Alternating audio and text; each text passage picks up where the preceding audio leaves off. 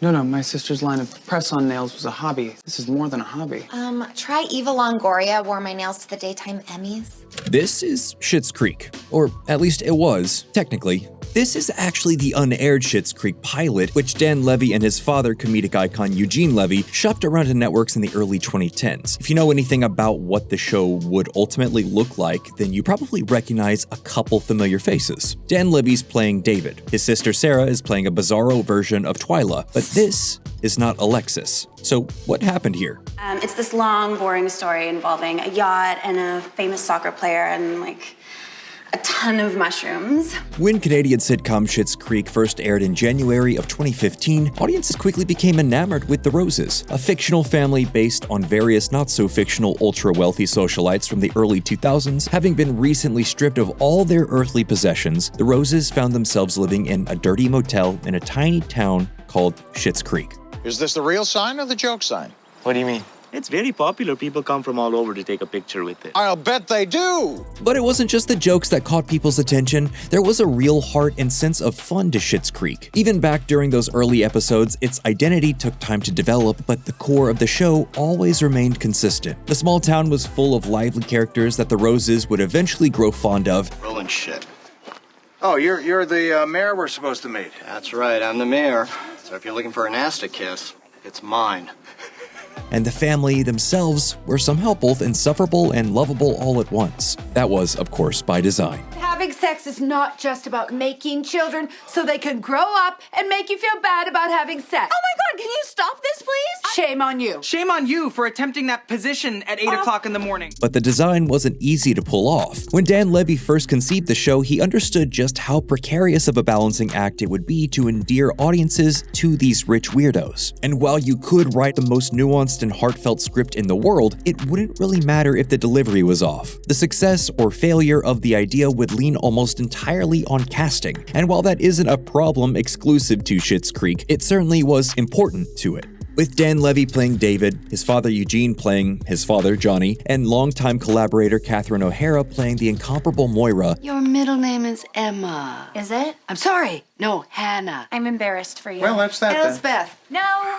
I think it's Elspeth. It isn't. There was only one Rose left to tend to, Alexis, the self-absorbed Paris Hilton-type sister with a surprisingly soft center. You'd think that the obvious pick for his fictional sister would be Dan's real-life sister, Sarah Levy, but after writing the pilot script, it was clear to both Dan and Eugene that the other Levy sibling was destined for the part of Twyla, and those instincts were spot on. I'm well-versed in family conflict, I'm sure you are. Not only was she a highlight of Schitt's Creek, but Sarah also stole the show in the unaired version of the pilot, even when playing opposite Alexis, who's usually the star of every scene.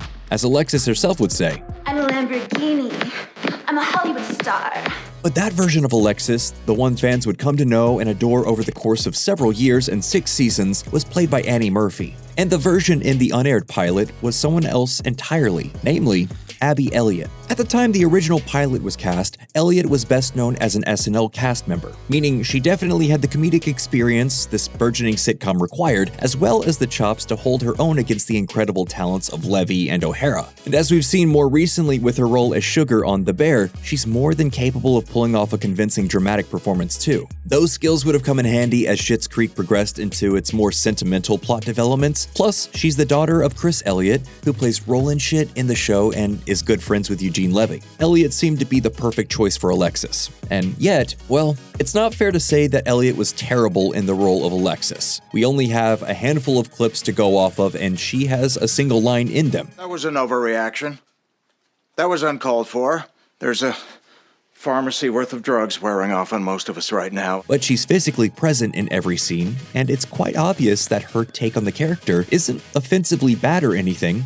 It's just different. Through her styling and facial expressions, you can see that Elliott's Alexis is your typical cool, mean girl archetype with a standoffish personality, and the same black and white aesthetic adopted by David and Moira. Really, she seems to be more of a copy-paste of David's character than anything resembling the colorful version of Alexis than Annie Murphy would become. Now that you're leaving, can you keep a secret? Depends on how dark it's gonna get, but yes. That doesn't mean Elliot's version wouldn't have been likable eventually, just as David was, but what it does mean is that if Schitt's Creek had continued in this direction past this unaired pilot, we likely would have seen a shift in how the broader plot unfolded, and just the overall tone of the show. I need that bed.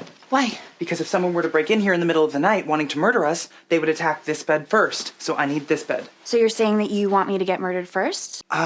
Sort of. That was the plan, yeah. If both David and Alexis had started off as reserved and unapproachable, then the town's inhabitants would necessarily have to change. Their personalities would have to be bigger, more abrasive, and more intrusive to compensate for the siblings' lack of interest or engagement, and we can see evidence of that in the changes made to Twyla's character, in Sarah Levy's own words. She was just sad. She didn't know she was sad, but she didn't have the warmth and energy that the Twyla that came to be had. In the unaired pilot, Sarah played a significantly more depressed and ditzy version of Twyla. She worked in her mother's nail salon rather than independently at the local cafe and was easily brought to tears. She was starstruck by celebrity culture, and it ends up feeling closer to a mean-spirited caricature than an actual person. Try Eva Longoria wore my nails to the daytime Emmys. Oh my God, she did.